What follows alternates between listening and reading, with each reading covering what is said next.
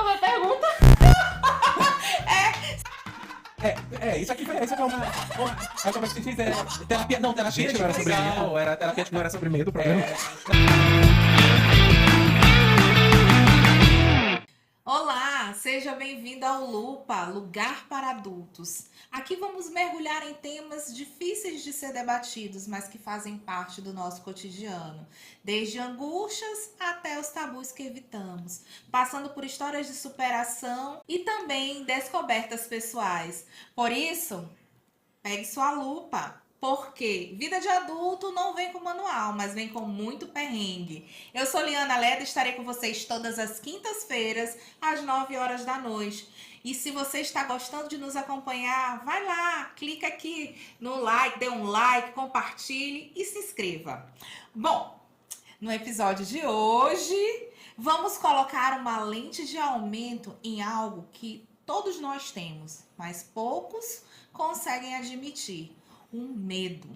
Uma emoção que muitas vezes paralisa, mas também pode até fazer com que a gente caminhe ainda mais, nos intensificando a superar o medo.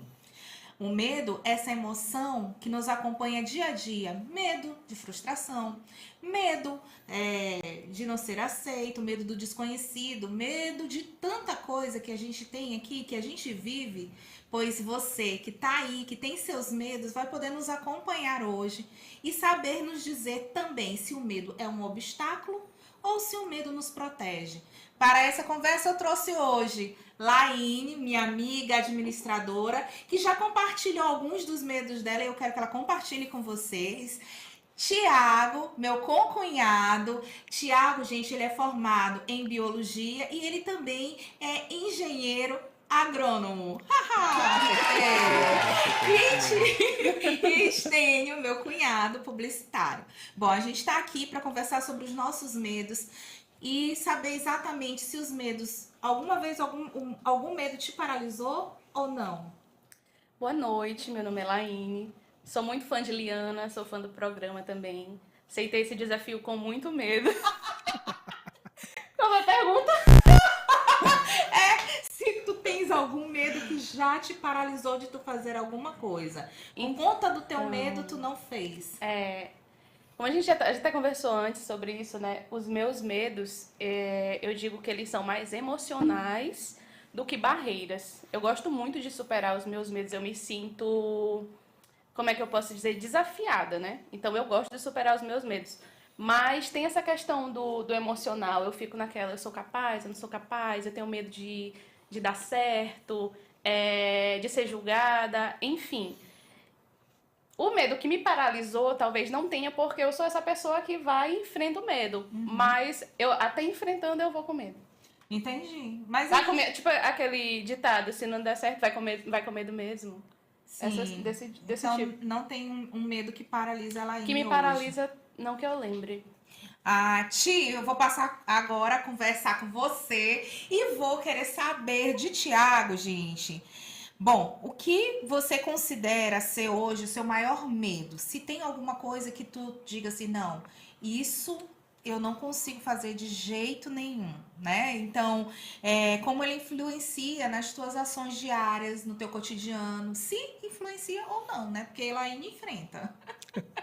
Então, quando a gente começou a conversar sobre esse momento, eu tive um momento muito curto de reflexão, né, mas importante antes de chegar até aqui, que foi de pensar efetivamente em quais são os meus medos. E aí, de primeiro momento, eu pensei, eu não tenho muito medo, eu tenho medo de aranha. Se alguém me perguntar assim, a coisa que tu mais tem medo na vida, aranha. Sim. Eu realmente não consigo chegar perto, eu realmente sinto um pouco de falta de ar, apesar de trabalhar com biologia, né, que é um contrassenso, então eu não consigo realmente chegar perto de aranha. Eu até conto uma história para as pessoas que é assim, quando eu morava com a minha família, com os meus irmãos, todo mundo em casa, e aí eu junto lá do meu irmão, às vezes que ele dizia, olha, tem uma aranha subindo na cortina. Se eu estava dormindo, eu acordava. Eu podia estar no sono mais profundo que fosse.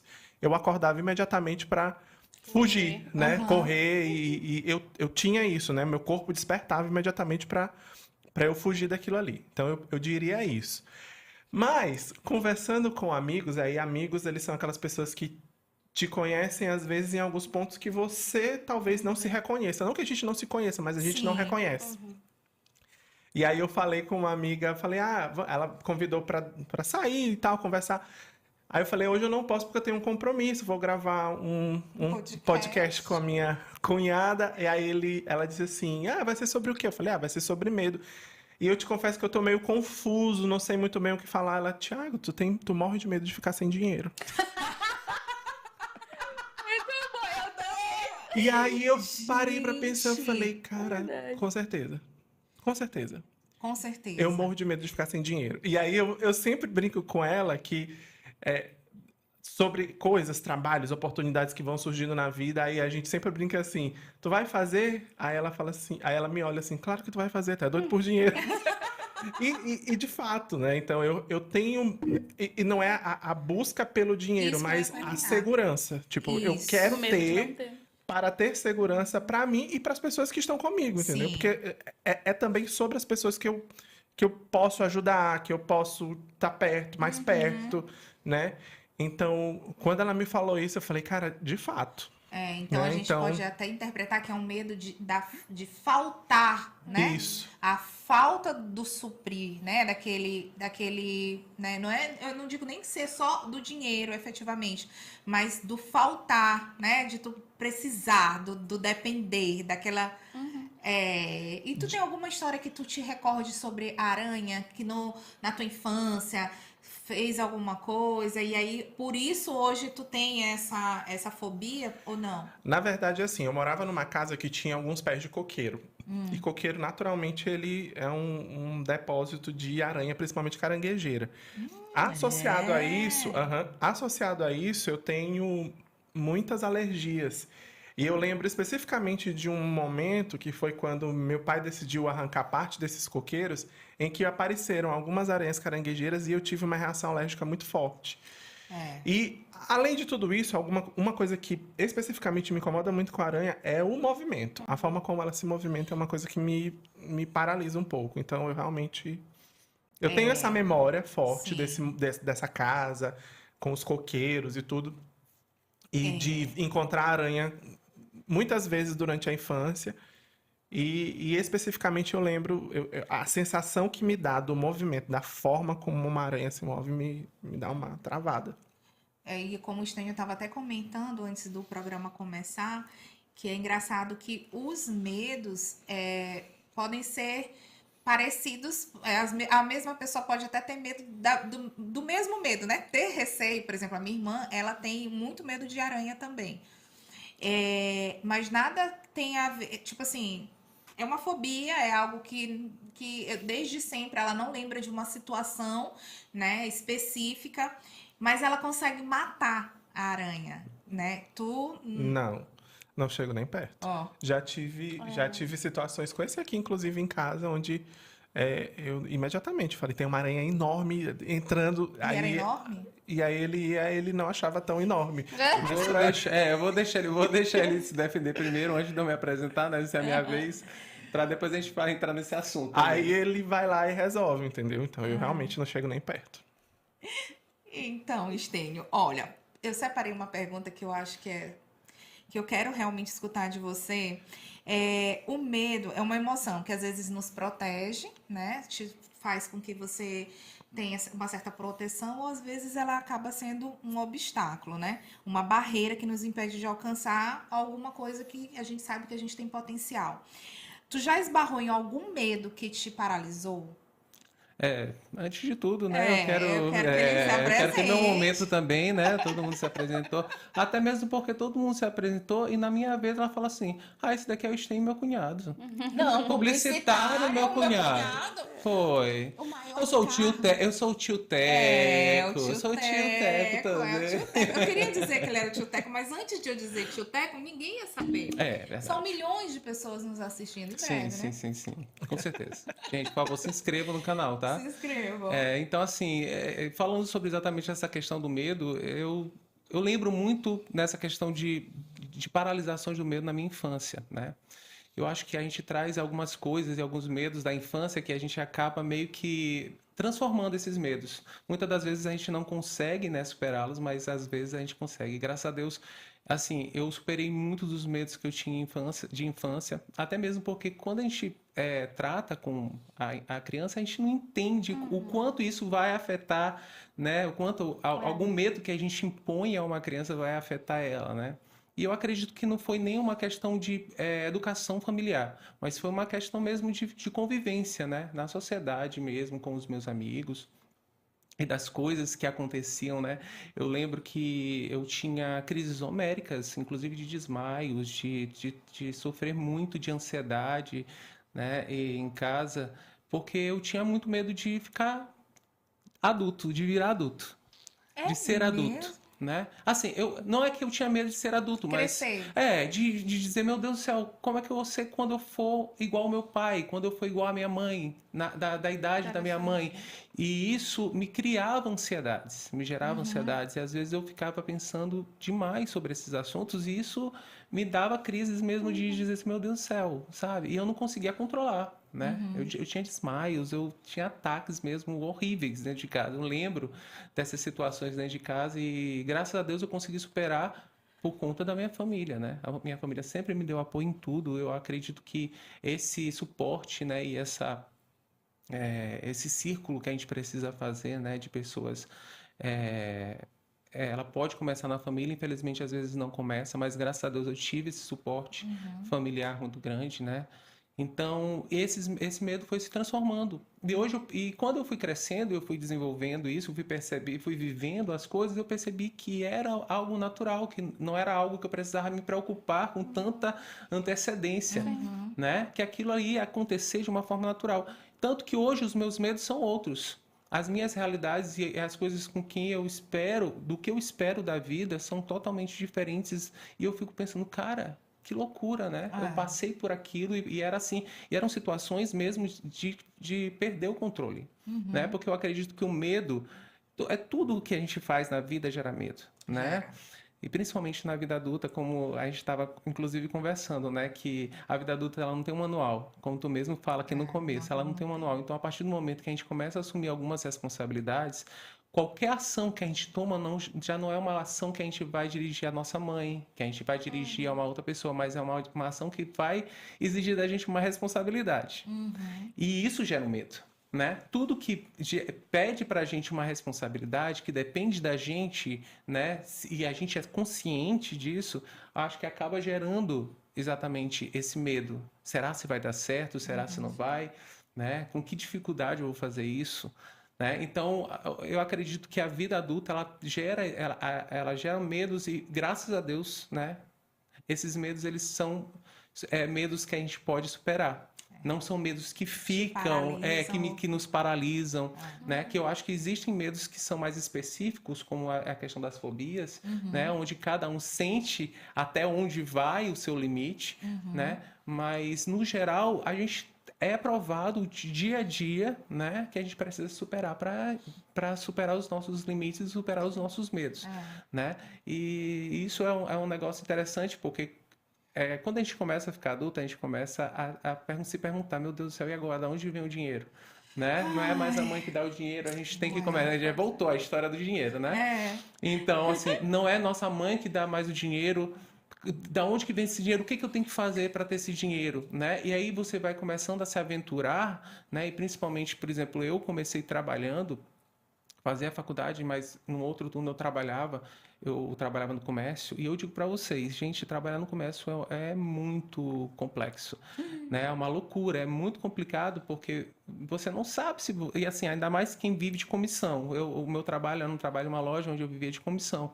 Então, eu tinha que vender para poder ganhar dinheiro, né? E isso me preocupava todos os dias. Todos os dias eu entrava com medo de dizer assim, meu Deus do céu, num dia que eu não vendia, no outro dia eu já estava desesperado, né? Então, assim, eu até quero dizer assim, parabéns para as pessoas que trabalham no comércio, porque realmente é uma tarefa árdua você ter que todo dia pensar que você não vai ter dinheiro e como é que você vai ganhar aquele dinheiro, né? Então, isso mexia muito com minha cabeça, e mexeu muito com minha cabeça durante muito tempo, até que a gente entra naquela paranoia, meu Deus, aí é o outro medo.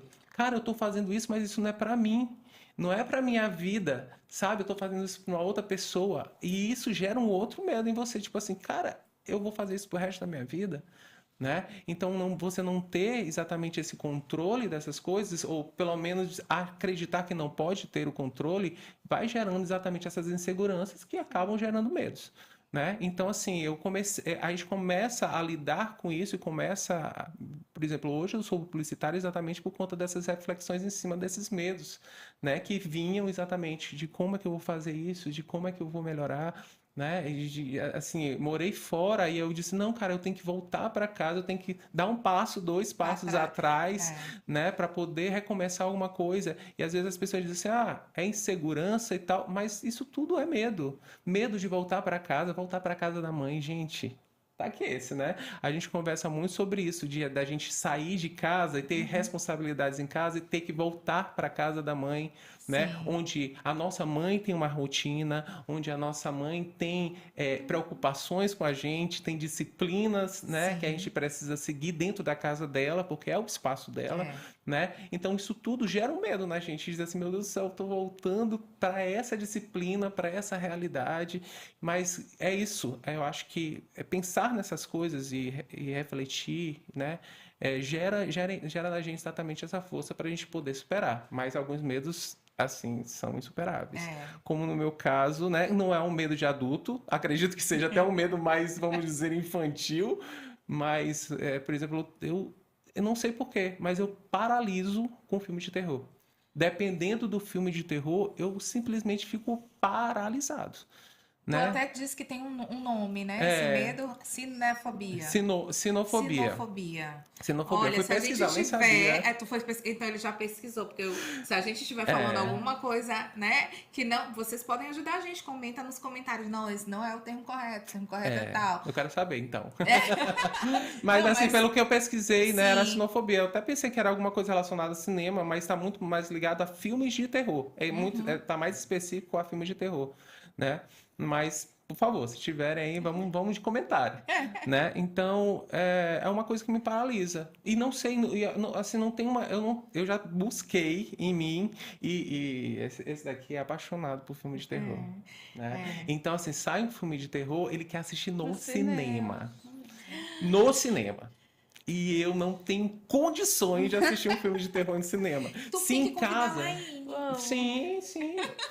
Eu passo 3 dias sem dormir, mas tal. Se em casa. Eu não sinto absolutamente nada. Acabou. Ele você conta a história que a gente vai assistir um filme, você me convidou para assistir um filme em casa? Eu tava na pandemia e aí tinha saído um filme num desses streamings que era o maior o filme de terror mais aterrorizante do momento. Qual que era? Eu não consigo lembrar o nome. Toda vez eu conto a história, mas não lembro o nome do filme. Mas era um filme... A conversa é um longa curto. Né? Eu só gosto de uma franquia. Era um longa, tipo assim, 1h10, que tava disponível nos streams. Eu falei, pra vocês verem, a gente tomou café. E aí, aquele momento que ninguém tava saindo de casa, tomou café e ficou no quarto. Aí eu falei, vamos assistir esse filme. Aí a gente assistiu. Assim, vamos assistir um filme? Vamos assistir um filme. É um filme de terror, é o povo aí que tá conversando no Meet, né? E é isso. Aí a gente começou a assistir. Gente, daqui a pouco era demônio puxando gente, espírito. Tipo, e aí o povo conversando o no povo Meet, sumindo aí das aparecia, telas. tinha umas visões aqui do lado de fora. E o povo sumia da tela e começava a ficar transtornado. Gente, era uma coisa assim bizarra. No tempo em que a gente acessava, que a nossa única relação com o mundo exterior era pelo Meet. Era Meet, era Teams, era... Boa sorte. E aí terminou o filme, eu virei pro lado dormir. Esse aqui ficou lá, aí passou um dia, passou 2 dias. Não, ele pulou. Aí ele virou, ele simplesmente. Gente, eu tava sentado. Eu não sinto absolutamente nada, gente. Eu tava sentado, assim, encostado com as almofadas atrás, eu tava sentado, e ali eu não conseguia ir no banheiro fazer xixi. E ele deitou, aí ele disse. Tô com fome, você quer alguma coisa? Assim, tipo, como se a gente estivesse, assim, assistindo Ursinhos Carinhosos. Não, a gente tava assistindo Ursinhos Carinhosos. Ele, não, vamos... E eu não conseguia olhar na cara dele. Não conseguia olhar na cara dele. Aí passou um dia, 2 dias, eu falei, vem cá, por que tu não tá falando comigo? Com raiva.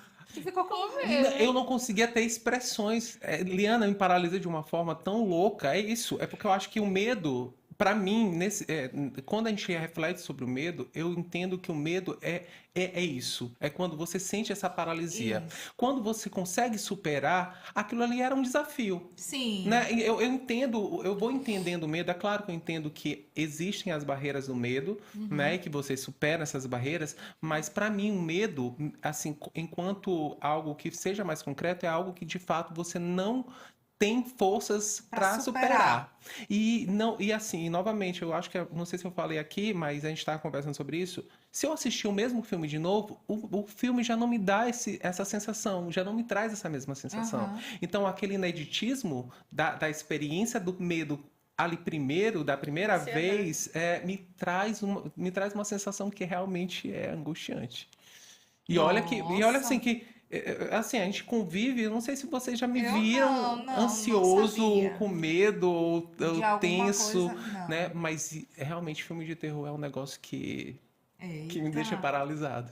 Lala, tu tem alguma coisa que, assim, que tu tenha um medo palpável? Porque tu falou primeiro só assim, né? emocional, né? E aí, mais alguma coisa? Tiago é de aranha, Sten é filme de terror, porque isso, existe até uma correlação entre medos e fobias. A gente até classifica como sendo fobia. Né? Eu tá dando uma pesquisada, o medo extremo e irracional de algo específico. Então, assim, tem alguma fobia? Então, eu acredito que se eu tiver, eu ainda não cheguei a identificar. Então acho Porque, que tipo assim, eu tenho muito medo de aranha, mas eu consigo lá e tacar fogo. Eu tenho medo de cobra, de sapo, mas, tipo assim, eu não chego perto, tá ele ali, eu vou dormir bem aqui tranquilo, mas entendeu? Tu dorme? Eu durmo. Então tu não tem medo. Entendeu? Tipo assim, eu já tenho muito medo de sapo, digamos. Aí fui para um acampamento e tudo mais, tava lá tomando banho, vi do meu lado. Aí eu fiquei, caraca, se ele pular em cima de mim. Mas, tipo assim, e se ele não pular? Eu fiquei tomando banho de boa, tranquila. Terminei, ele ficou lá e fui ali, tremendo de medo, mas também não é algo que me paralisou como o Stênio ficou, entendeu? Não, eu tenho... Então, acho que eu ainda não identifiquei, assim, esse medo que me bloqueia, me paralisa. Uma fobia minha é medo de borboleta. Vocês vão... Não parece, né, ser... porque não tem aquele aspecto, né? Geralmente é até bonito, é admirável, fofo. Mas não, eu tenho medo de que se tivesse uma borboleta aqui nessa sala, primeiro que eu não estaria aqui, né? Eu fico o tempo inteiro concentrada naquele espaço, naquela borboleta. E se for preta, daquelas, né, maior, mariposa, né? Aí é que não tem a mínima condição. A UFMA, eu estudei na UFMA, era lotada dessas mariposas. Eu cansei de sair, não assistir a aula, porque a bicha ficava dando rasantes. Em igreja, às vezes, aparece, né?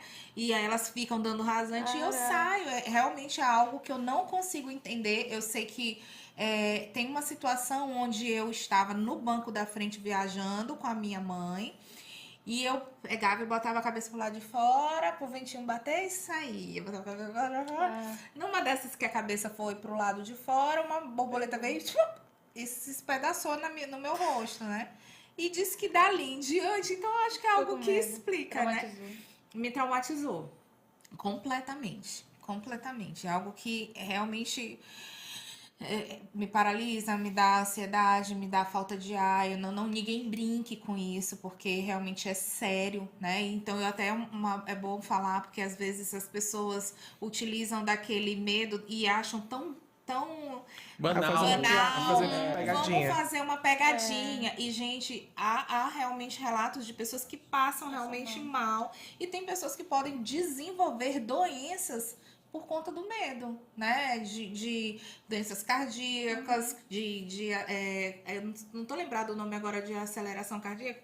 Arritmias por conta disso. Então, é bom realmente vocês respeitarem o medo dos outros. Tipo de barata, muita gente que acha engraçado. Acha engraçado, né? Não, lá em casa todo mundo tem. Meu pai é barata, minha mãe é rã, minha irmã é aranha e eu sou borboleta. Menina, é um negócio assim que a casa tem.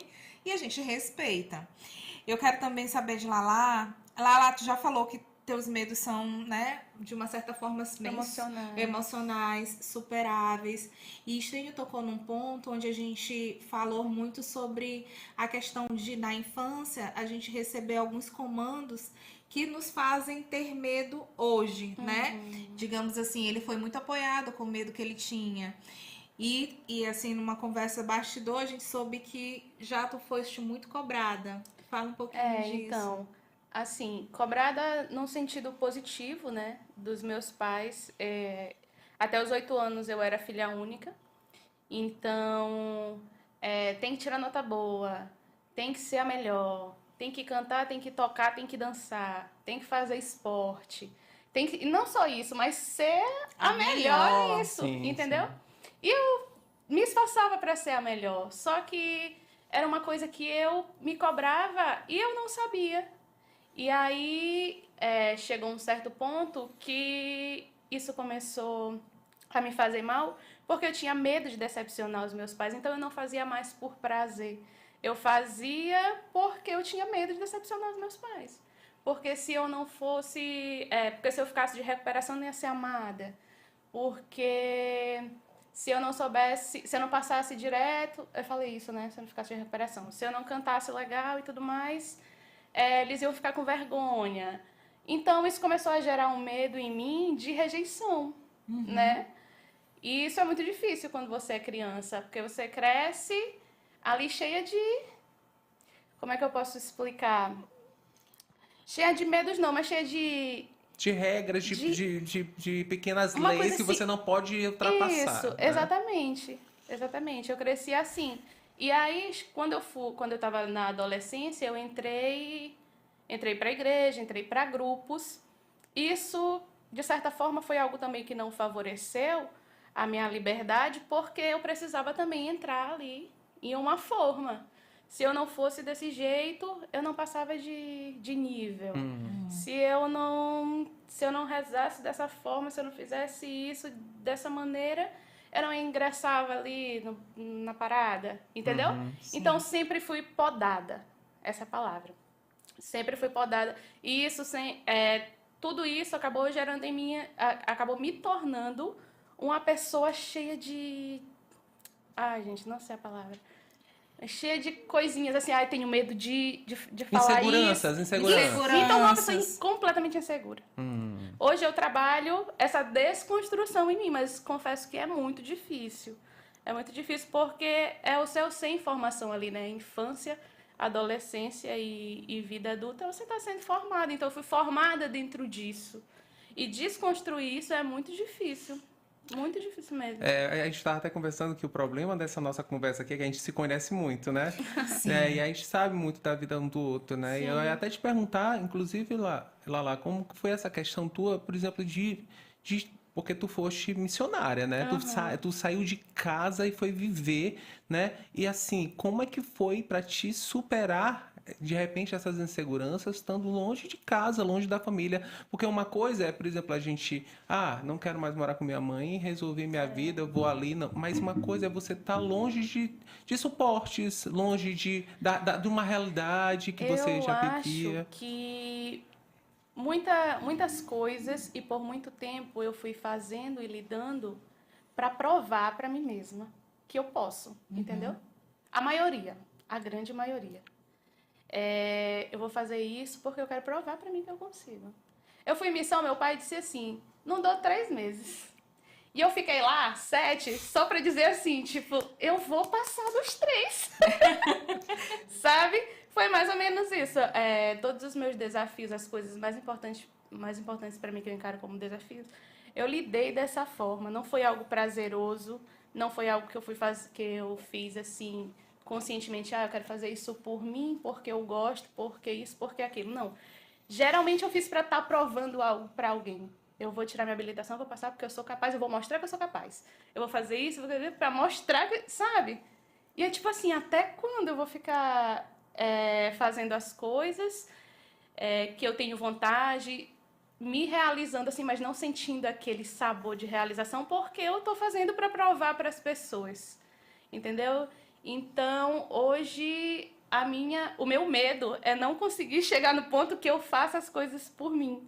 Né? Eu conversei com Liana sobre um medo. O que tu tem medo? Eu acho que eu não tenho medo mais de quase nada. O único medo que eu tenho é de não ser feliz hoje. Né? De ter coisas assim que me paralisem ao ponto de eu não fazer o que eu quero, não fazer o que eu gosto. Eu não quero mais agradar ninguém. Eu não quero mais fazer as coisas, o que é certo, o que é errado. Eu quero fazer o que eu gosto, eu quero ser quem eu quero. Eu tenho medo de ser quem eu sou. Medo do julgamento. Porque eu cresci muito tempo em igreja. Porque Laine é um estereótipo. Ela fala desse jeito, ela ri desse jeito, ela se veste desse jeito. Aí quando eu chego de outro, as pessoas ficam, quem é? Por que tá assim? Tá louca? Pirou. Não sei o quê. Sabe? E aí por muito tempo eu fiquei com medo de ser quem eu sou, de vestir meu shortinho, de tomar minha cerveja, por medo que as pessoas vão falar. Né? Foda-se, tô mais nem aí. Vamos se lascar Olha, tem todo um mundo. pi aí, tem que botar um pi aí nessa conversa. Não, é que a aí. gente é conversa de adulto. Então, É verdade. pode. Ô, amiga, Então eu é tô isso, feliz. gente. É trabalhar pra desconstruir mesmo. E não é uma desconstruir, eu vou ficar louca. Não, gente, eu vou fazer as coisas que eu sinto prazer, que eu me sinto à vontade. Que eu não fique pensando, o que fulano vai pensar. Gente, tá aí uma coisa, um segredo que eu vou revelar pra vocês. Eu ainda tenho muito isso, né? Medo de ser julgada e tudo mais, por todas as minhas questões. Não vou negar todos os meus traumas e experiências de vida. Teve seu lado bom, teve seu lado ruim, né? Mas hoje em dia, tipo, adoro sair com os meus amigos, falar besteira, beber e tudo mais. E aí eu fico postando stories, tenho medo até de postar no público, não posto no público. Embora sejam pessoas, todo mundo da minha família, todo mundo meus amigos, mas não me sinto à vontade. Posto ali nos melhores amigos, mas aí eu vou dormir. E quando dá, assim, 2, 3 horas de sono, é um despertador natural em mim, eu acordo. O que eu postei? Meu Deus do céu. O que eu não sei o que. Aí vou olhar tudinho, não consigo mais dormir. Aí saio apagando tudo. Não quero mais ver nada. É uma loucura. É o medo do julgamento. O medo do julgamento. Fiz uma festa de aniversário uma vez com a minha família, com os meus amigos. Aí teve roleta de cachaça. Todo mundo ficou louco. Meus amigos misturaram com a minha família, meus tios e tudo mais. Eu levei mais de um mês pra ter coragem pra olhar um vídeo dessa festa. Não tinha coragem pra ver como é que eu fiquei. Pra ver como é que o que o povo ia achar de mim. Meu Deus, eu tava dançando, eu tava bêbada, eu tava isso, eu tava aquilo. Não tinha coragem de jeito nenhum. E eu acho isso o cúmulo. Eu acho que é um pouco de auto-julgamento. Total. Eu não sei se mais alguém tem isso, eu ficaria feliz se tivesse, porque eu ia gostar de compartilhar. Mas, gente, eu fico possessa porque eu sou assim. Mas é interessante perceber que tudo se trata muito de repertório, né? Porque... Sim. No final das contas, eu consigo capturar algumas coisas no discurso de Laine que parece muito com as coisas que eu ouvia em casa também, né? Porque é muito comum a gente ter pais, né? Pai e mãe que querem que a gente seja o melhor filho, que a gente tire sempre 10, né? E a gente ouve isso em todos os lugares. Hoje, né? Além de biólogo, agrônomo, eu sou professor. Então... Dentro da universidade, eu vejo muito o reflexo disso refletido, né, mostrado nos alunos, né? Então, aluno que tira uma nota 8,5, 9 e pede revisão de nota, sabe? Porque a minha nota era para ser perfeita.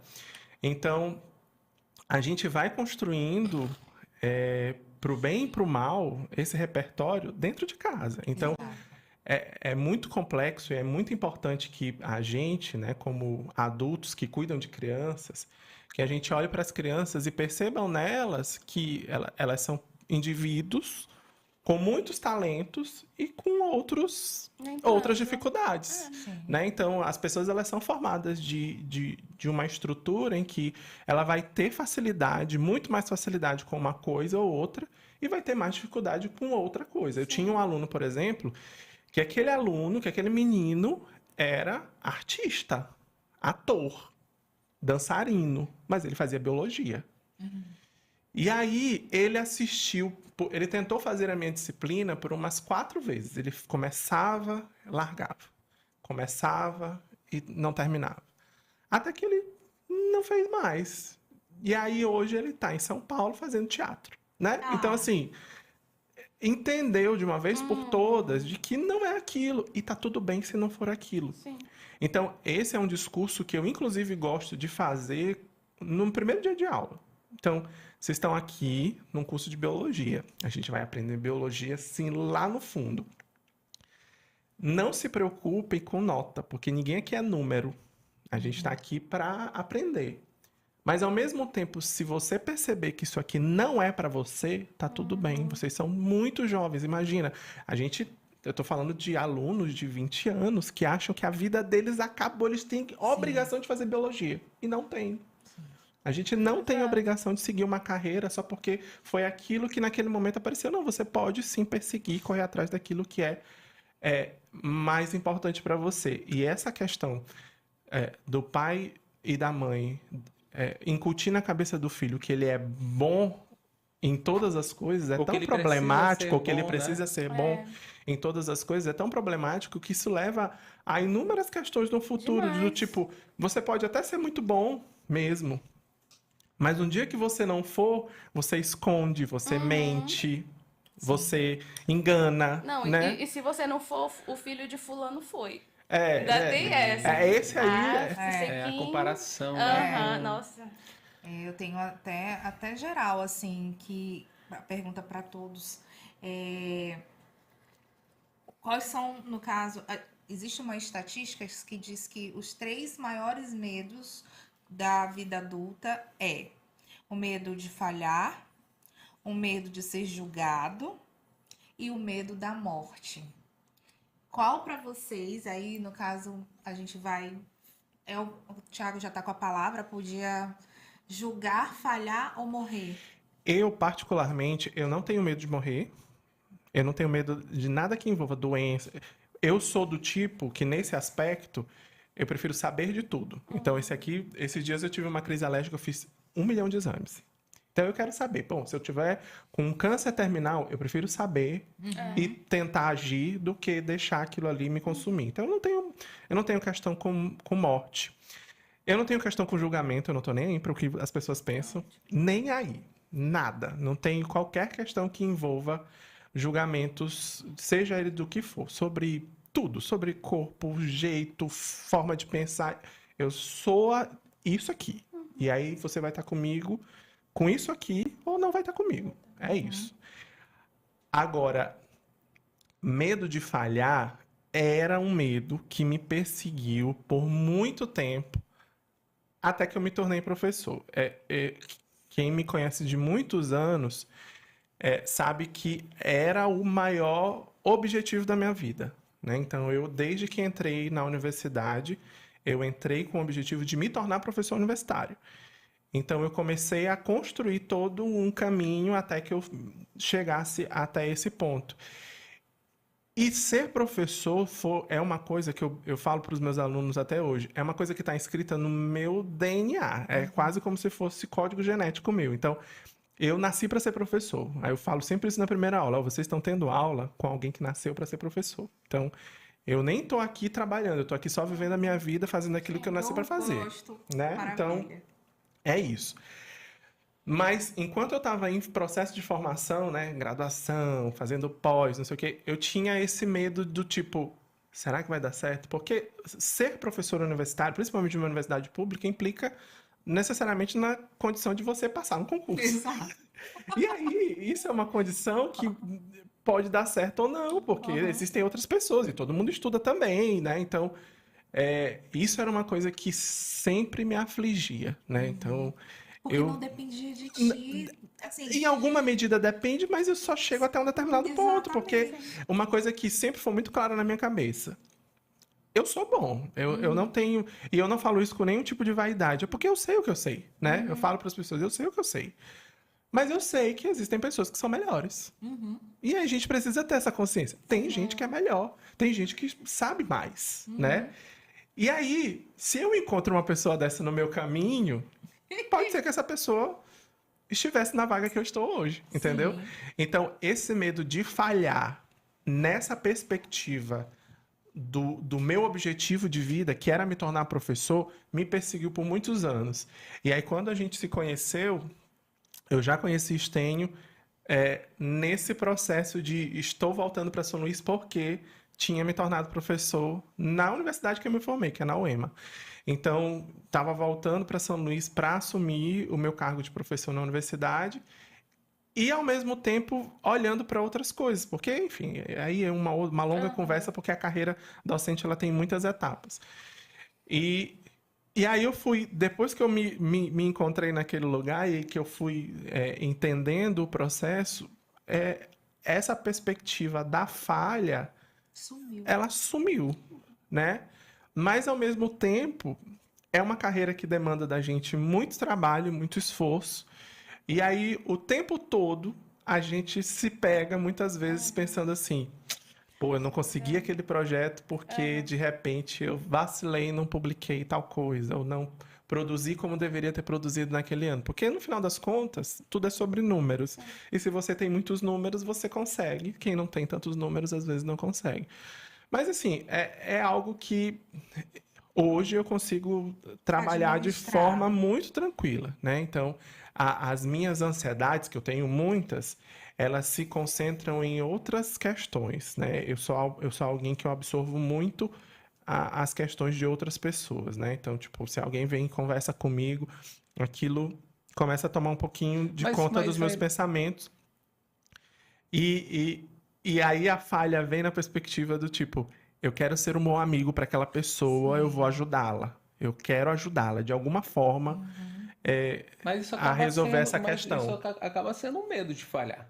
Não, Né? sim. É um medo da falha É. mesmo, assim, tipo, gente, não é por nada não, o Thiago é workaholic mesmo, sabe? Ele não assume isso, mas ele gosta de trabalhar, sabe? Aquela pessoa que tem prazer de ir, de sair 25 quilômetros da sua casa, 50 quilômetros da sua casa para ir trabalhar. É Thiago, entendeu? E Thiago, ele não sabe, por exemplo, ele deu aula na remoto, mas ele ama essa aula presencial, ele ama estar com os alunos, ele gosta de agir, ele tem essa coisa da ação, né? Expondo aqui a vida dele, né, para vocês. Então, assim, e eu vejo muito nessa coisa do Thiago, que o Thiago, ele evita, na verdade, a falha.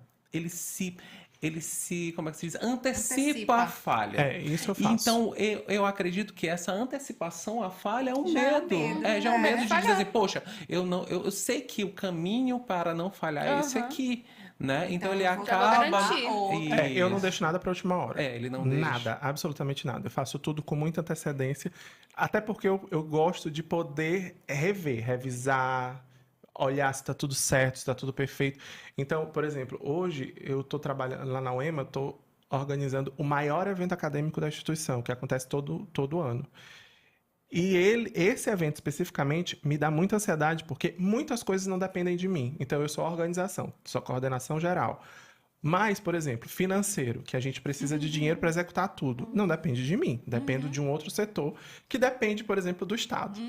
E aí, tem hora que eu fico assim, pelo amor de Deus, eu preciso mandar imprimir os banners, mandar imprimir a identidade visual do evento, mandar... E eu não consigo porque eu estou paralisado sem dinheiro. Então, isso é uma coisa que eu realmente faço. Eu me antecipo a tudo. Eu não deixo absolutamente nada para a última hora, que já é uma perspectiva muito diferente da forma como o Estênio lida com as coisas dele.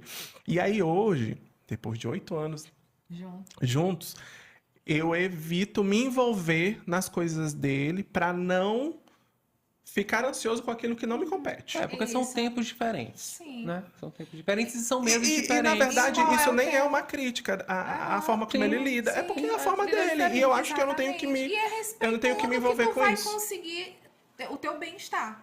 Sim. Né? Assim, qual é o teu? Até mesmo porque esse medo da falha, eu tô igual Laine. Foda-se. Tô no pipipi, porque assim, eu entendo, e eu acredito também que isso é muito do convívio, de como a gente vive, e de coisas que fazem bem pra gente. Eu percebo que a sensação de falhar é uma sensação que é muito frustrante.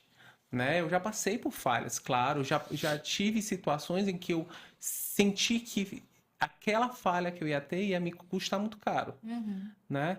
Mas depois eu entendi que muitas das coisas que eu fiz e que foram falhas para mim me fizeram crescer, me fizeram desenvolver outras habilidades, me fizeram gerar relacionamentos, me trouxeram energias muito positivas. Né? E que me fizeram realmente entender até que, tipo, poxa, cara, isso aqui não é certo o que eu fiz.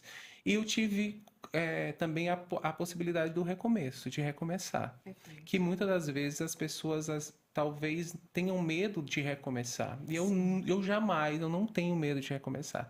Eu não tenho medo, por exemplo, de deixar de ser arquiteto para ser publicitário, né? Eu tinha até, eu estava ali na metade, já quase finalizando o meu curso de arquitetura, não finalizei o curso de arquitetura para ir trabalhar no comércio, ou seja, isso, naquele momento, eu pensei, cara, eu tô deixando uma faculdade, mas aquilo não me gerou medo, sabe? Porque eu sentia que não era mais para mim, não era o meu momento. De repente eu tenho até vontade de fazer arquitetura novamente e tenho vontade mesmo. Já criei outras habilidades, a arquitetura me deu várias habilidades que inclusive eu utilizo hoje para o meu trabalho, na publicidade. Então, assim, para mim não foi um tempo perdido, mas ao mesmo tempo existem outras relações que são formadas, né, dentro dessa proposta, que para mim foram muito mais positivas do que negativas. Que forem um tempo diferente, que com certeza, por exemplo, uma pessoa que tem um controle maior sobre essa questão, tipo, eu quero fazer isso, depois eu quero fazer aquilo, e depois eu quero fazer aquilo, talvez tenha mais dificuldades do que eu tive. Sim. Eu acredito que tudo para mim foi um tempo que para mim foi ideal. Que hoje, por exemplo, eu tenho uma vida totalmente realizada, né? Com a relação que eu tenho, com os amigos que eu tenho, com a família que eu tenho, com o profissional que eu tenho, e que hoje não me faz falta, que as falhas para mim não são coisas que eu carrego como peso na minha vida, né? E nem essa questão do tempo. Né? E essa questão que tu falaste do medo da morte, da falha e do julgamento. O julgamento também, para mim, não é um problema. Eu posto o que eu quero, eu tenho os meus amigos, como a Aine tem, eu tenho os meus amigos, né? Mas dificilmente eu posto alguma coisa nos amigos, eu sempre posto para todo mundo, independente se eu tô bebendo, independente, né? Então, assim, não é uma questão para mim, a questão do julgamento, até mesmo porque graças a Deus, novamente, eu acho que é importante reforçar como é que se diz? As pessoas que te cercam estarem o tempo todo ali te dizendo, ou te alertando, ou te informando, ou te dando só um acolhimento, te abraçando. Né? Como é que a gente chama? Tem uma que a gente fala, não sei o que, emocional. Rede de apoio, essa rede de apoio que a gente, né, essa rede emocional que a gente precisa formar, eu acho que ela é importante para o nosso crescimento enquanto ser humano. Não é tipo assim, você vai ser bem sucedido. Não, gente, existem muitas outras coisas que para mim são mais importantes do que ser bem sucedido. E aí quando a gente fala bem sucedido é aquela pessoa de tipo assim, de não ter que se preocupar com a conta de luz amanhã, porque a conta de luz vai estar paga, né? E não é essa a questão para mim. Eu acho que, assim, se amanhã não tem dinheiro para conta de luz, eu vou correr amanhã para fazer essa conta de luz ser paga. Então, para mim, assim, essa questão do julgamento não é uma questão. E da morte, para mim, eu acho que já foi uma questão quando eu era mais novo, com medo do que virá no futuro, o que seria de mim, o que é, que hoje eu não tenho mais, mas eu acho que isso exatamente hoje se transformou. Né? Quando a gente é jovem, eu acho que a gente se preocupa muito com a gente mesmo, né? Com o que eu vou ser, com quais são as minhas possibilidades, quais são as minhas expectativas. Tudo gera um eurocentrismo ali muito forte quando a gente é muito jovem. Sim. E quando a gente vai amadurecendo, a gente vai percebendo que existem outras coisas ao nosso redor. E na nossa idade, eu acho que é uma idade que é muito mais crítico essa preocupação. Porque, por exemplo, a gente não tem filhos, né? Mas eu me preocupo muito com a Helena. Eu me preocupo muito com Mariana e com Miguel, né? Então, assim, há uma preocupação com uma juventude que, para mim, não era uma questão.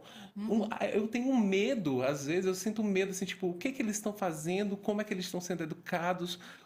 É claro que, por exemplo, graças a Deus, por conta dessa rede, por conta dessas trocas que a gente tem, eu sinto que eles estão indo num caminho certo de aprendizado, de liberdade de expressão, de conhecimento, de aprendizado, né? Mas é sempre uma preocupação que me gera, que eu fico me perguntando, eu digo, gente, mas eu não tinha essa preocupação quando eu era mais jovem, eu não me preocupava com os mais novos. E uma preocupação também com os mais velhos. Sim. Né? Porque a gente está num intermédio de que a gente tem que se preocupar com os jovens, com os filhos, mas tem que se preocupar com os pais. Né? Porque os pais já estão indo para uma idade onde há uma debilidade um pouco maior da saúde, onde as coisas acontecem. Então, gera esse medo. E às vezes, muitas das vezes, não é um medo da morte, da minha morte. Né? Mas um medo dessas outras vidas, né? Que estão aí, de como a gente vai lidar com esses processos, né? E aí, pensando exatamente nessas questões, eu não me preocupo, eu comecei a pensar que eu não tenho medo da morte, mas eu tenho medo de quais serão as minhas dificuldades quando eu, por exemplo, for envelhecer. Do quanto eu vou, por exemplo, dar trabalho para as pessoas. Eu comecei a pensar isso quando a gente começou a falar sobre a questão do medo. E isso começou a vir como um medo para mim, porque eu fico pensando assim, cara, envelhecer é uma coisa muito louca. Estou com 40 anos, vou fazer 44 agora, e tem preocupações com a saúde, com o bem viver, com o dia a dia que eu não tinha quando eu tinha 30 anos.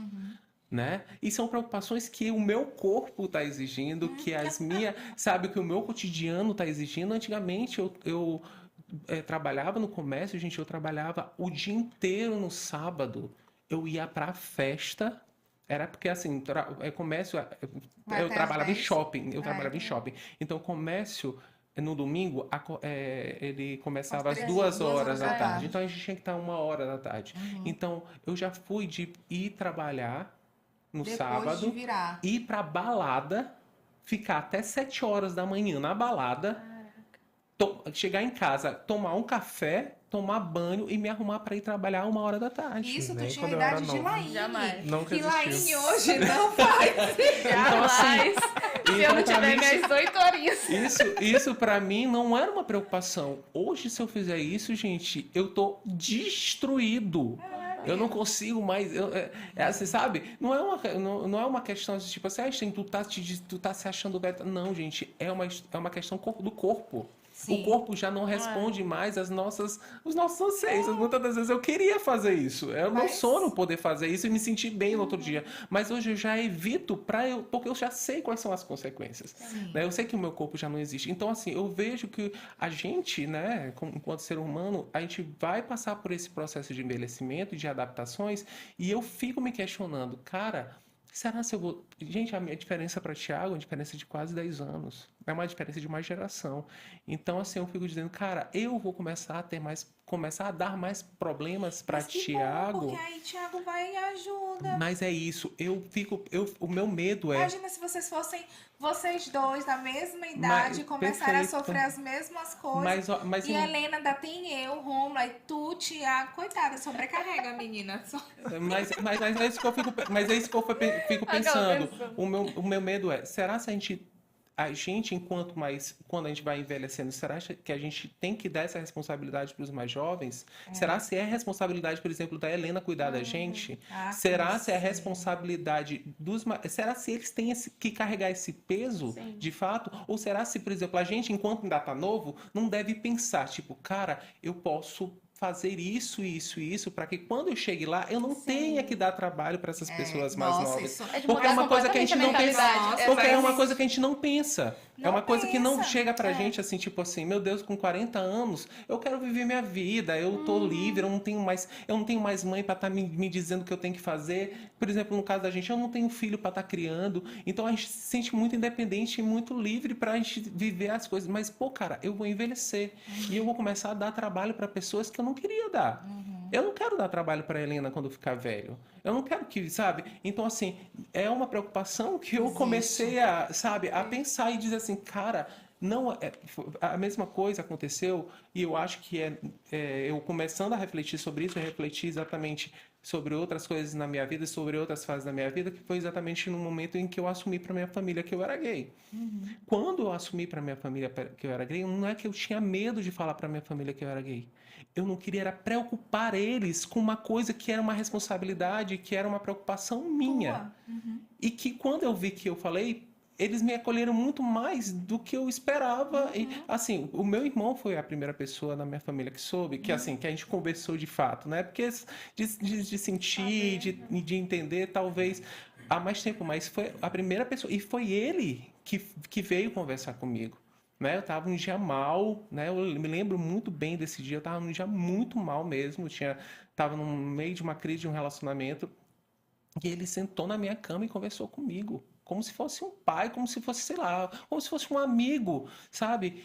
E aquilo ali realmente me resgatou e me mostrou que eu tinha uma família que me dava um suporte. Mas não era medo de falar para ele que eu era gay. Era medo dele agora ter uma responsabilidade que era uma responsabilidade que eu não precisava dar para ele. E que no final das contas acaba tendo, porque a gente sabe a questão de como a sociedade de como a sociedade trata com essa questão. Porque é muito difícil você assumir isso e a família ficar pensando, meu Deus do céu, mas meu filho está na rua, ele pode sofrer qualquer tipo de violência, de agressão. E isso para mim não era uma preocupação, mas era uma preocupação minha dizer, poxa, eu tô saindo de casa, mas minha mãe está em casa preocupada comigo, meu irmão está em casa preocupado, minha irmã está em casa preocupada porque eu saí e eu posso sofrer algum tipo de violência na família. Então, isso tudo foi mexendo na minha cabeça e foi tentando. Eu tô começando a pensar exatamente sobre isso. Sobre assim, tipo, cara, eu vou envelhecer, eu quero envelhecer bem, né? Tanto que já entrei na academia, já estou começando a malhar, né? Estou faltando um pouquinho as corridas, mas isso vai se resolver. Mas assim, a gente está cuidando da saúde, mas eu quero dizer assim, cara, eu quero ter uma saúde boa quando eu for quando eu estiver um pouco mais velho, quando eu tiver meus 70 anos, e eu quero dar um mínimo de preocupações e um mínimo e eu quero fazer com que as pessoas se sintam bem e ir na minha casa não para cuidar de mim, não para estar me vendo definhar, mas para dizer assim, poxa, como é bom, tá legal.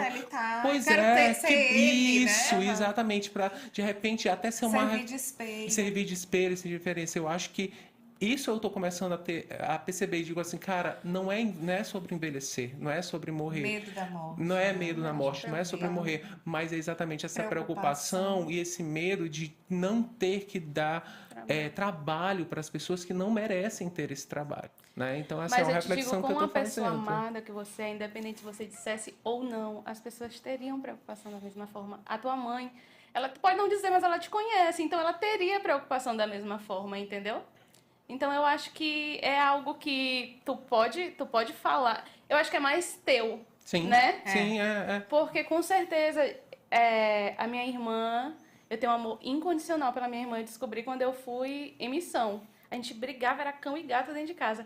Quando eu viajei, eu não conseguia falar com essa menina no telefone. Chorava. Então, tipo assim, eu não falava com ela, mas a minha preocupação e o meu amor por ela, né? É incrível isso que tu falou mesmo.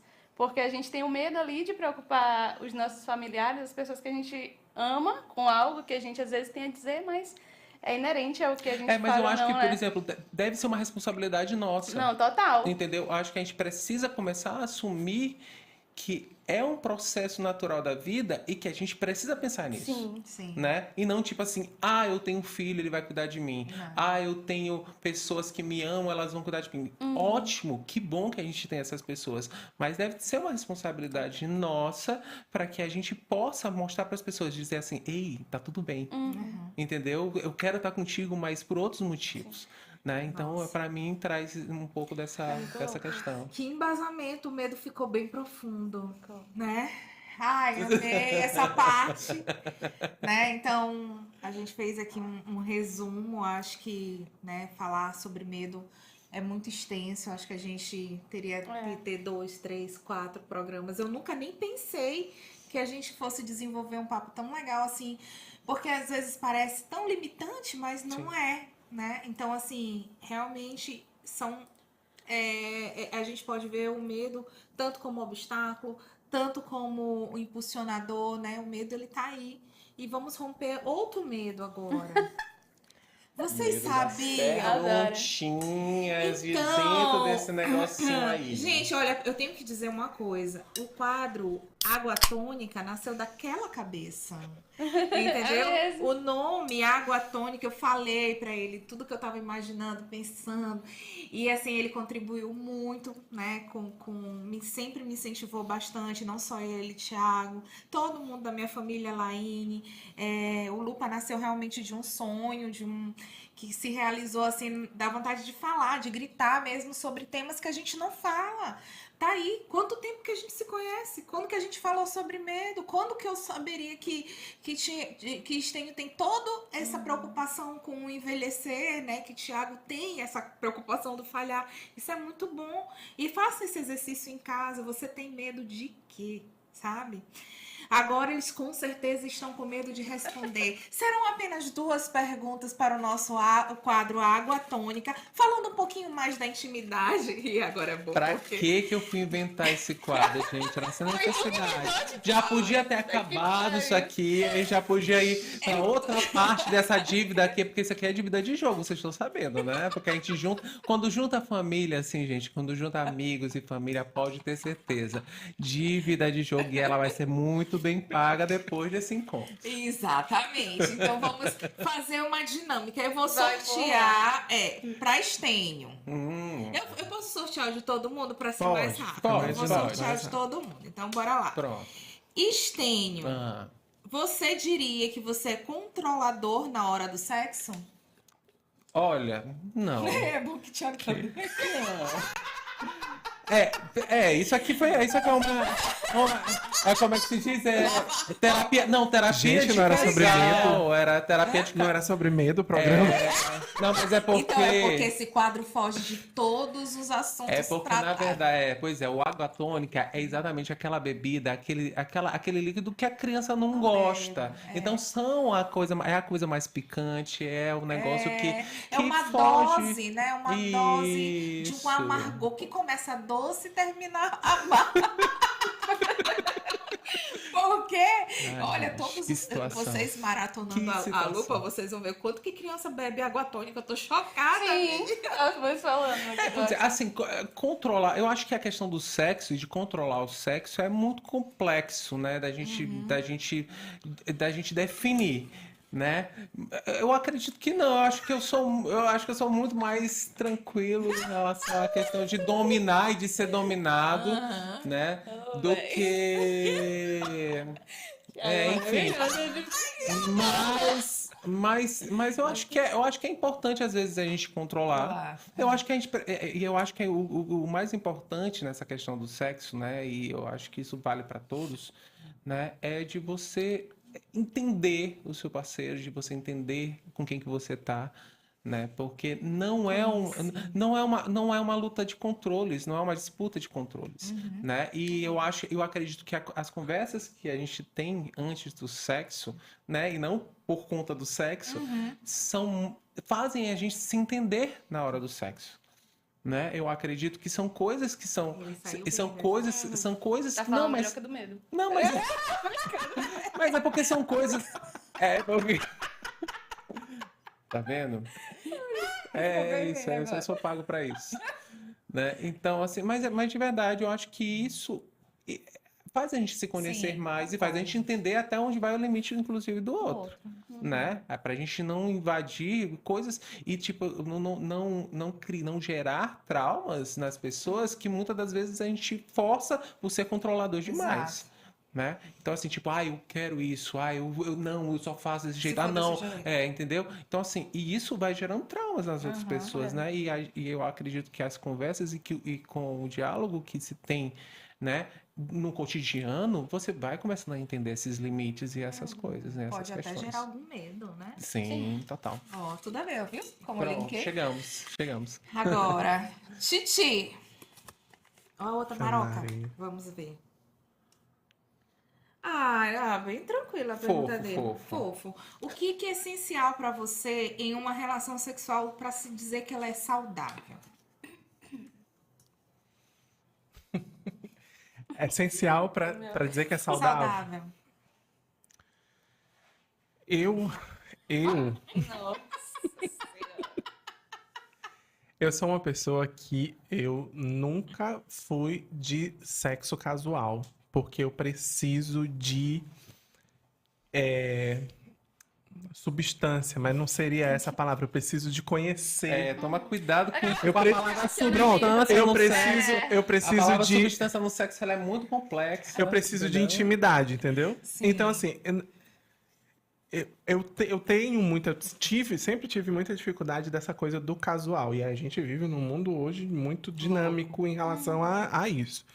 Então, conhecer a pessoa é que torna para mim esse momento especial, Saudável. prazeroso, saudável.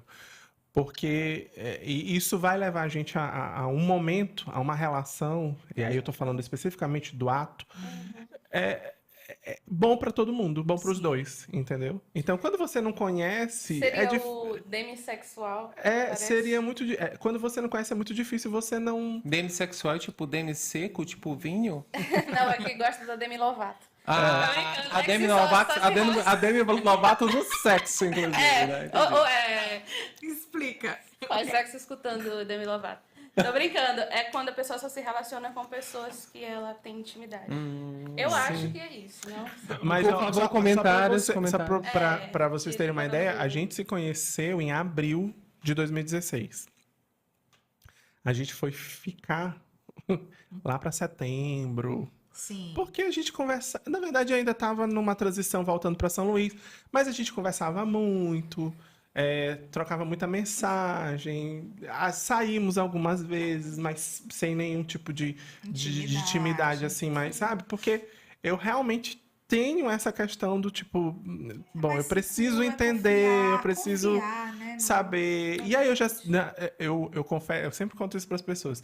Quando eu conheci Stênio inicialmente, não foi alguém que me chamou a atenção de pronto. Fisicamente. Fisicamente. Nossa, e ele era mais, né, até assim, né? Hoje, deixa eu consertar. Tá. Eu vou consertar. Aham. Stênio era mais novo, não tinha, né? E ele era Mas os tanquinho. grisalhos Ele não- era tanquinho. Mas era tanquinho. isso que não me Não chamava chora. atenção. Eu não gostava. Eu achava, pô, mas que menino magro, gente. Não come, não faz nada. E aí isso não me atraía. E aí, da primeira vez que a gente saiu, eu sempre disse isso pra ele. Foi a primeira vez que a gente saiu. Naquele dia ali, eu sabia que ia dar merda. Falei, Deu merda. Deu match. aí veio aí. E aí, daquele dia em diante, eu até falo isso sempre pra ele. Daquele dia em diante, acho que a gente nunca mais deixou de se falar. Pelo menos um rapidinho. Não, a gente não deixou de se falar mais. Que foi quando a gente se encontrou a primeira vez. Então, Quando a gente se encontrou a primeira vez pessoalmente. pessoalmente. Sim. Quando a gente Então se tu viu tinha cara a uma cara. imagem distorcida dele. Isso. E Stênio, quando a gente começou a conversar. E aí, claro, toda vez que você tá conhecendo alguém, você sempre conversa com seus amigos. Ele é conhecido por muitos dos meus amigos. A gente tem muitos amigos em comum.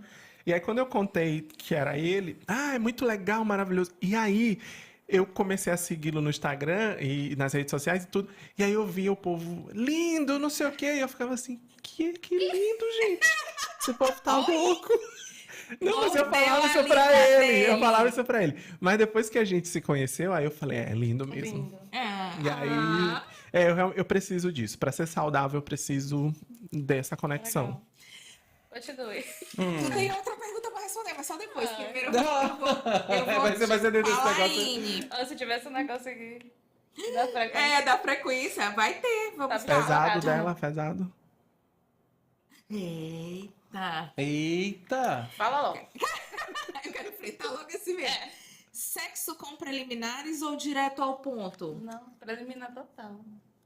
Eu não sou dessa pessoa que vai direto, assim, tem todo um contexto, todo um toque, tudo. Eu acho que geralmente as mulheres são mais adeptas às preliminares. Não tô dizendo que, né, que... Mas eu tô falando assim, realmente eu acho que existe um ditado que o homem é mais direto e mais, tipo assim, visual e a mulher é mais sensorial, né? Ela precisa sentir algumas coisas. Tu olha um homem pelado, tu fica com tesão. Nunca na vida. Eu, tipo, não posso julgar ela, mas eu Não, sim.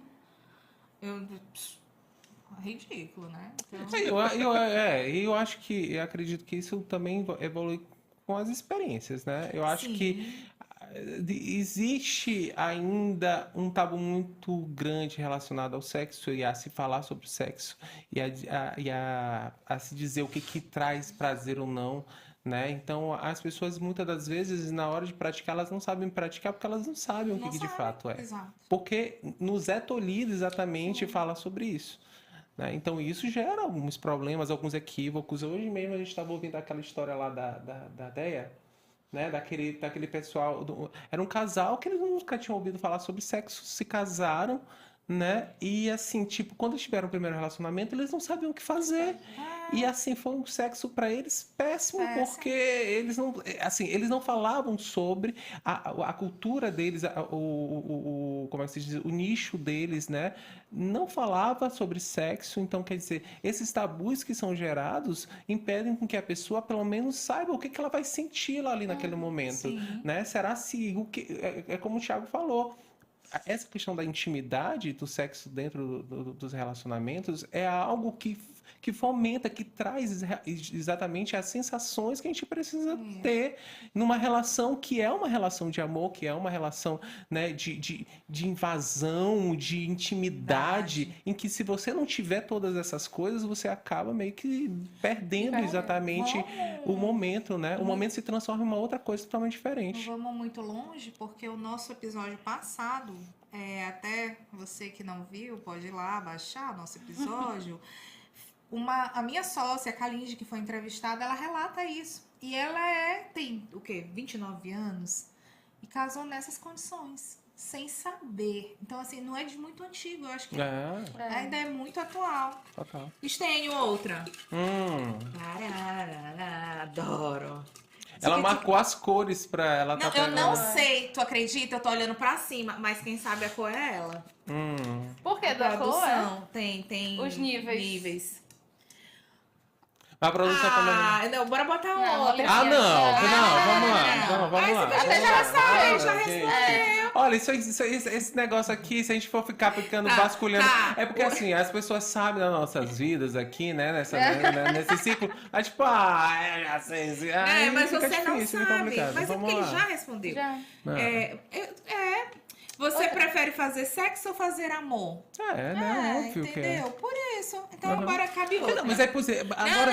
Não, só uma questão sobre essa coisa de fazer sexo. Não é um sexo com amor? Né? Porque às vezes as pessoas falam assim, você vai fazer sexo, você gosta de fazer sexo, eu gosto de fazer amor. Por que tá separado? Né? Porque existem pessoas Sim, não, concordo, eu acho, mas só que é exatamente sobre isso, entendeu? É sobre... uma questão, né? Existe uma questão. Poderia, na próxima vez, inclusive, na perguntinha pode ser sexo, amor ou sexo com amor, né? Porque assim, existe exatamente esse equilíbrio, não é o 880, né? Não é a música da Rita Lee, não é a música da Rita Lee. Então a gente precisa, então, exatamente ponderar essas coisas. Eu vou considerar respondida, eu vou passar pra Thiago. Pronto, passa pra Thiago. Pronto. Eita, Thiago. Safe. Agora eu não sei se eu tô safe, porque quem vai responder é Thiago, né? Porque geralmente respinga em mim essa história. Aí no final das contas acaba respingando em mim. Então, Thiago, o que é prioridade para o que é prioridade, o prazer? Não, o que é prioridade? Tá, deixa eu... Não, entende aqui, ó. O que é prioridade? O seu prazer ou proporcionar prazer a ele? As duas coisas. Eu não tenho essa escala de prioridade dentro da perspectiva do sexo, né? Do ato sexual.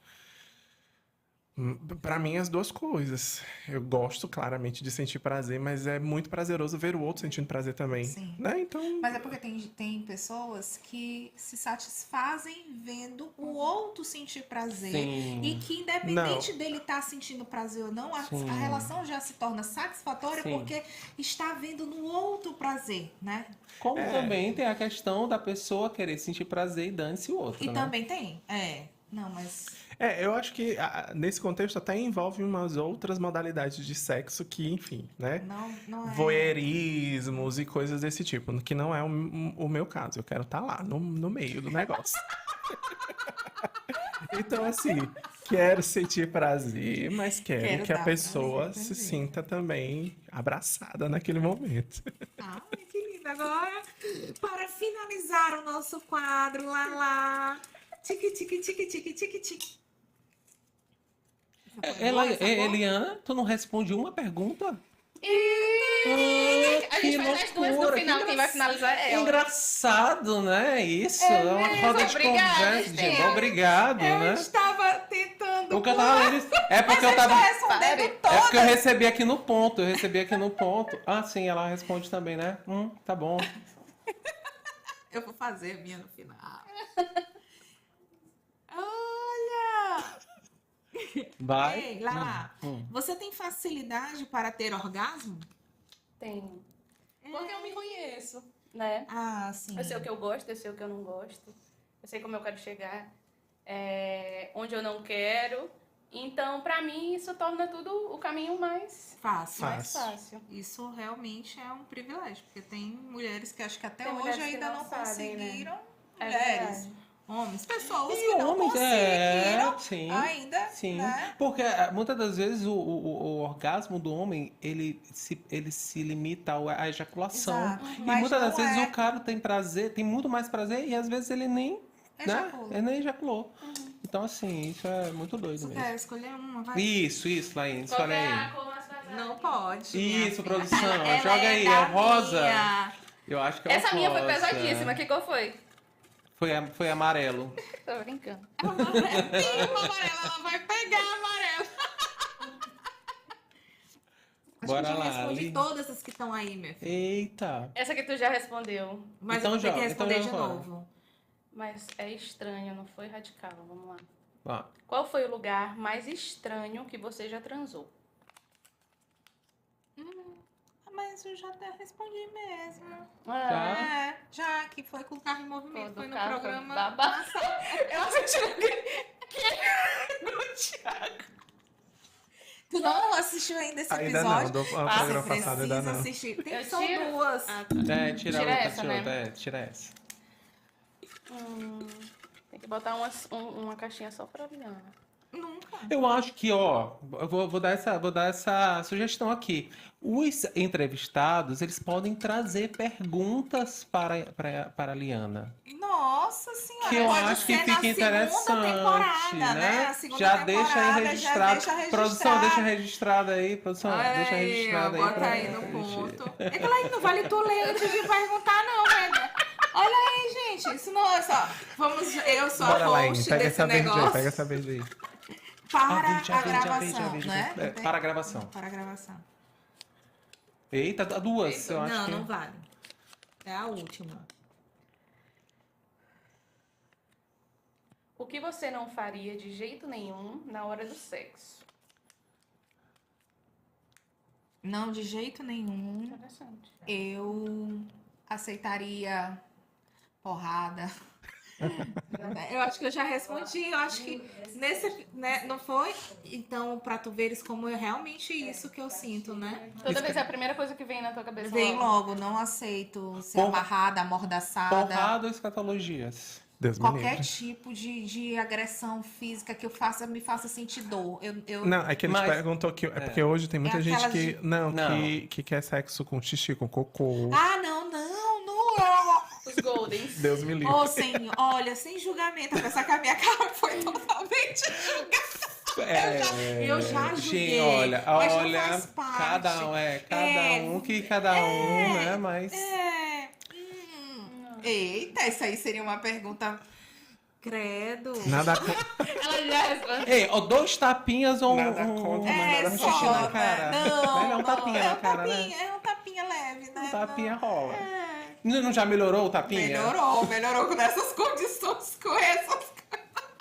E finalizando, bora, Calaine. Eu já te perguntei. Foi essa Ah, a foi segunda, essa? foi a segunda, já terminou. Sai, produção, sai fora. Gente, olha, foi brincadeiras à parte. Eu queria agradecer muito esse episódio, assim, estar com vocês. Realmente, a escolha dessa primeira temporada foi justamente estar perto de pessoas, amigas, pessoas que realmente torcem por você. Eu acho que nada melhor do que você tá iniciando um projeto com pessoas torcendo por você, acreditando em você, que possam te dar não só impulso positivo, mas te dizer onde é que tu tá errando, onde que tu pode melhorar. Eu acho que as verdadeiras amizades, verdadeiras pessoas que te amam e que querem ver o teu crescimento, elas vão analisar tudo, né? Então, assim, eu escuto muito do meu cunhado, tudo, né? O que eu vejo nele uma pessoa que entende muito mais desse ambiente dele, de Thiago, que são realmente adeptos a youtubers, porque eu não tinha nenhum tipo de conhecimento. Então, saber tê-los aqui me apoiando, lá que tá maratonando pra caramba, tá dizendo o que é bom, o que não é, que é imagem, tudo. Então é isso. Realmente eu me senti acolhida, foi um prazer imenso ter vocês aqui, falar sobre medos, descobrir o medo de vocês. E eu queria só terminar querendo saber uma coisinha. Amanhã acordamos todo mundo sem medo. Em uma palavra, o que tu faria?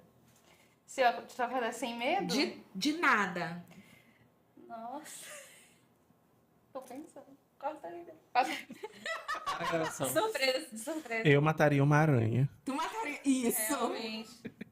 Não sei se eu, assim, eu não sei. É uma coisa que porque o filme de terror não me faz falta, né? Então, não sei se eu assistiria um filme de terror. Mas eu acho, não sei, sem medo. Sem medo. Eu acordei sem medo, não tenho medo de não nada. andar pelado na litorânea. Né? Porque... Você andar pelado, tirar foto, deixar lá as 24 horas do story rodando. Que eu sou a doida de acordar e apagar e deixar as 24 horas. Não sei. É porque, sabe? Mas foi sensacional, é isso. Obrigada. E aí, mais uma vez, a gente finaliza mais um programa. Se você gostou, se gostou do nosso assunto, mais uma vez eu te peço, siga a gente, compartilhe e se inscreva nesse canal.